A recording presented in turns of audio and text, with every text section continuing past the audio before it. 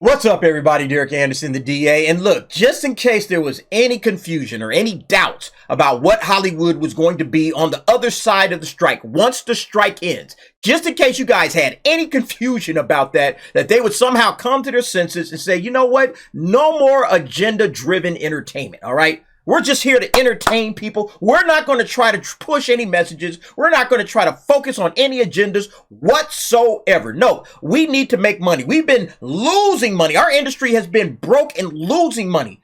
It doesn't matter where it's coming from, in theaters, on television, merchandise, you name it. It has just been except for Barbie and Super Mario Brothers and a handful of other films, it has been a down, drab year. It's been a year of box office bomb after box office bomb. And people are just losing their patience with Hollywood. You would think, hey, let's get back to business. Let's just entertain the crowds. But as you can see on this headline from Bounded in the Comics, SAG-AFTRA admits strike is preventing artists from making their worldview-changing stories that push the LGBTQ agenda.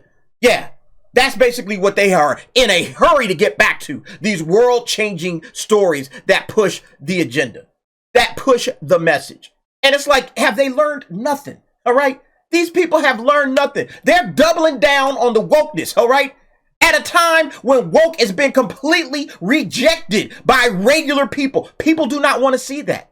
And in their bubble, in their Hollywood bubble, they think everybody thinks the same way as they do. And yeah, here we go. This is what we can expect on the other side of the strike. World-changing views that push the agenda. Now, I've told you guys, I don't really have a dog in this fight, okay? I've never had a dog in this fight, but now I'm thinking like maybe I should have a dog in this fight. Maybe I should just be pro-strike, you know? I'm for the strike. I want to see the strike continue forever, all right? Just until the end of time. If this is going to be the outcome, like what's the point? More agenda? Less entertainment? No, thank you. Yeah, just go ahead and stay on strike. Everybody stay on strike. Yeah, let's go ahead and read the article and see what it says. SAG-AFTRA National Executive Director and Chief Negotiator Duncan Crabtree-Ireland recently claimed that the ongoing WGA and SAG-AFTRA strikes are detrimental to LGBTQ plus representation and are preventing artists from making their worldview-changing stories. That is just incredible. Making their worldview-changing stories. They don't even hide it anymore. They're not even trying to hide it. They're freely admitting it. Oh yeah, our goal is just to continue slamming you with woke bullshit. They don't even want to hide it. And they're on strike right now when they could probably really use some public support, all right? Genius, wake up. Look at your box office receipts. Look at what's going on. The push for agenda has crippled your industry, all right? It's literally what's destroying Hollywood right now. If they just entertained people, they would be perfectly fine. Agenda is burning your industry to the ground, bro. Like, are you not understanding this? It's like, I don't know, is the worldview that you're looking to change that, yeah, we really don't need Hollywood anymore? Is that the worldview that you're looking to change? Hollywood is completely irrelevant. Go ahead and ignore them. Because that's what you're doing, all right? Unbelievable, man. Crabtree-Ireland recently appeared at a GLAAD press conference announcing the radical activist organization's annual report on LGBTQ representation. He stated during the press conference, the studios and streamers' insistence on keeping the industry shut down not only harms the economies of communities that rely on motion picture production, but it's also detrimental to the pipeline of future projects that feature LGBTQ plus representation. Look here, don't be surprised if the studios use this strike to shut this pipeline off, all right? Just to close off that pipeline. Yeah, let's turn that little spigot right on off, all right? We got to get some films in here that's going to make money. Let's jettison all of this woke stuff. Let's get all of that stuff out of the way, all right? And look, don't get it twisted. Don't get me wrong. The studios are just as woke as the actors and the writers, okay? They are just as woke. Remember the Disney executive producer, the not-so-secret gay agenda? They're just as woke. But here's the thing. They also understand that we got to make some money, okay? BlackRock ain't going to take care of us forever. Eventually, we are going to have to make money because eventually investors want to get paid. Investors ain't going to just sit up here and watch y'all lose. That's why Disney is bleeding money in their stocks now. Because it's like, wait a minute, what? Nah, we got to get out of Disney. Disney doesn't know what it's doing. You know, all of these companies eventually got to get to the point of making actual money.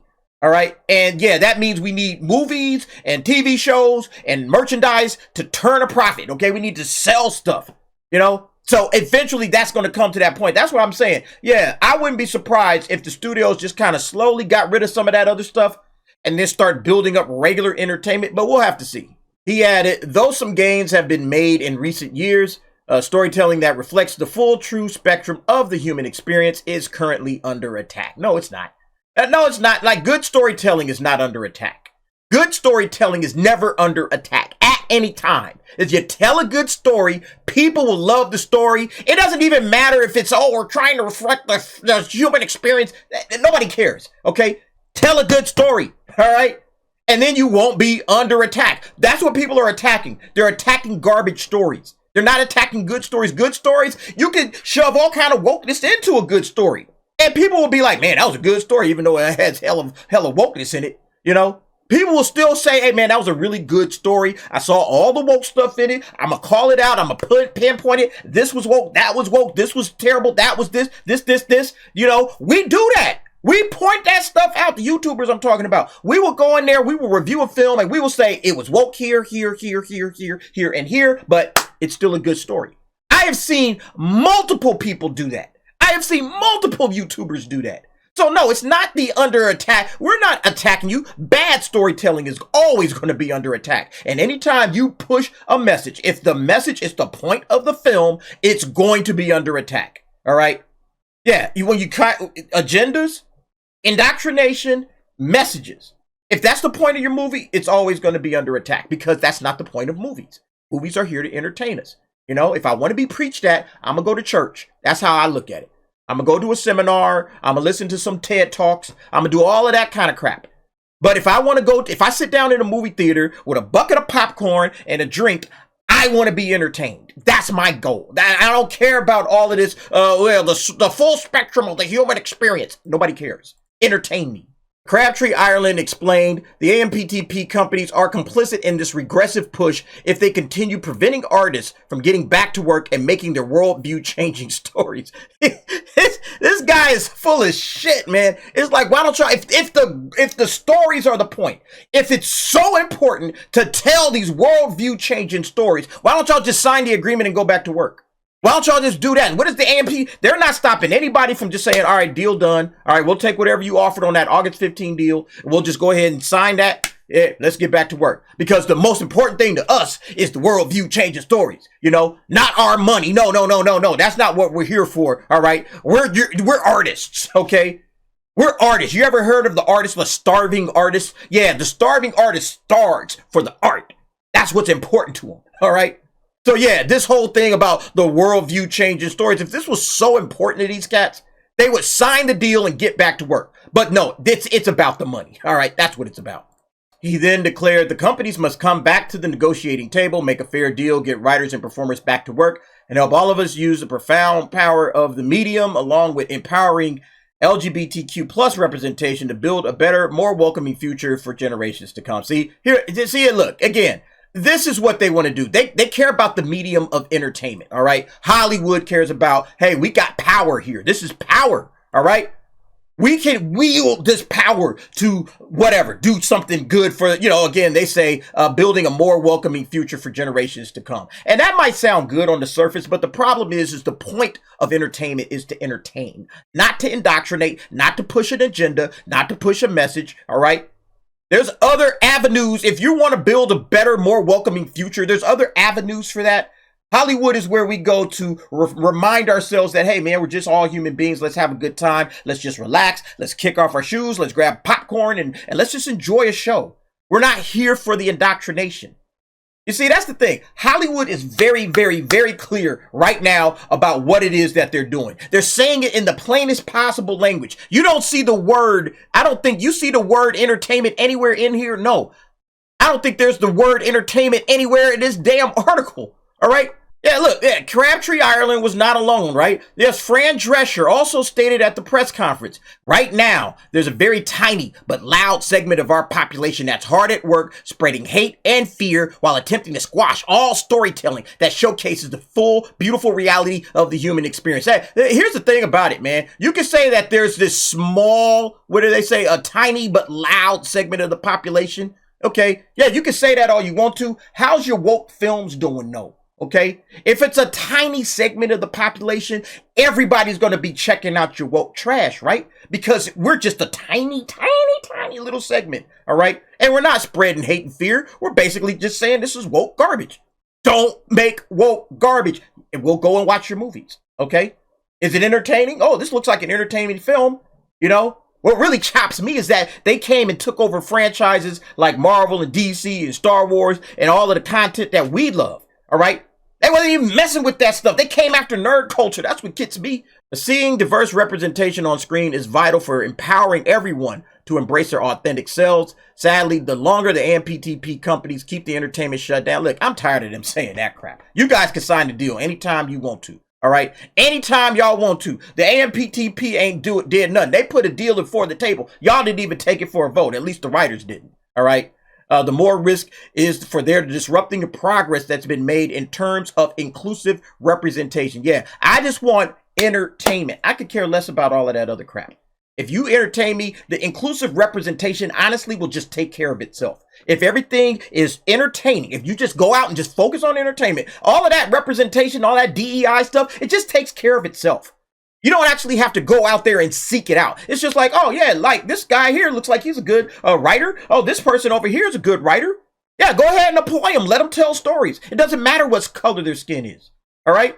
It's the same thing. Hey, you know, we don't care how you identify. Can you tell a story? I could care less about your identity. I could care less if as long as you can do the job. And that's the problem in Hollywood. So far, they ain't been doing the job. All right? Because their whole focus is to push their agenda instead of entertaining people. If they just entertain people, all of that nonsense would just take care of itself. But see, they don't want to do that because they don't have the confidence. And plus, they got a whole lot of trash writers working for them anyway. So they don't even have good writers and they don't even really have good ideas for what fans are looking for. They don't understand their audience. They live in a bubble, you know? And inside this bubble, see, the one thing that Hollywood does understand, they may not understand their audience, okay? They may not understand that, but the one thing they do understand is that culture moves the world. You know, it changes everything, including politics. I don't talk a lot of politics on this channel, but I'm gonna say this: that culture is the grassroots. Politics is just what comes out of that. So everybody that's rushing off to vote and do all of this stuff, we got to vote this, that. Look. You got to change the culture. If your culture changes, the politics will naturally change. I've heard people say like politics is influenced by culture. No, politics is the outcome of culture.